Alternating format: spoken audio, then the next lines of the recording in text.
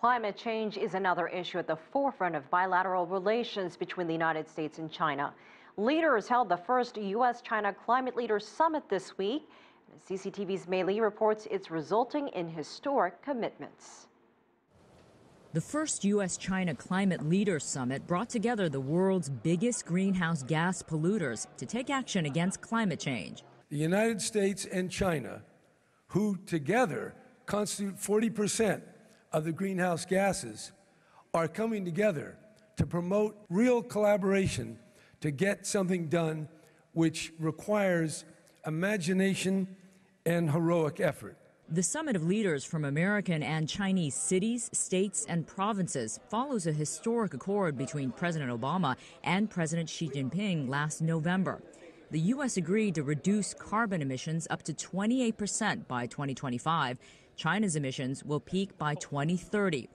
But 11 Chinese cities made a bold new commitment at the summit to reach their emissions maximum earlier.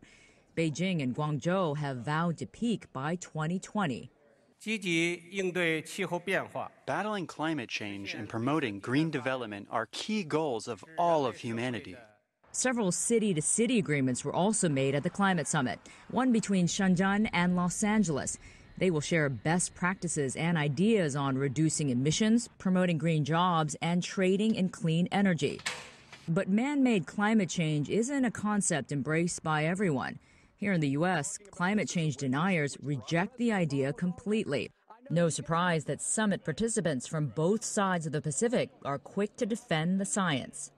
You know, there are just some times in both our countries where issues have to just be fought out. That's how I feel about folks who are deniers of climate change. Deniers exist not only in the U.S. but in China and other countries as well. But the majority of people realize the dangers of climate change and the importance of taking action. This is a movement that's not going to stop, but there are always going to be deniers. And maybe we should ask for their birth certificates. While the debate over climate change is far from over, it will be one of the many topics discussed during President Xi Jinping's first state visit to the U.S. Just today, President Obama reiterated plans to talk about climate change during bilateral meetings scheduled for September 25th at the White House. Mei Li, CCTV, Los Angeles.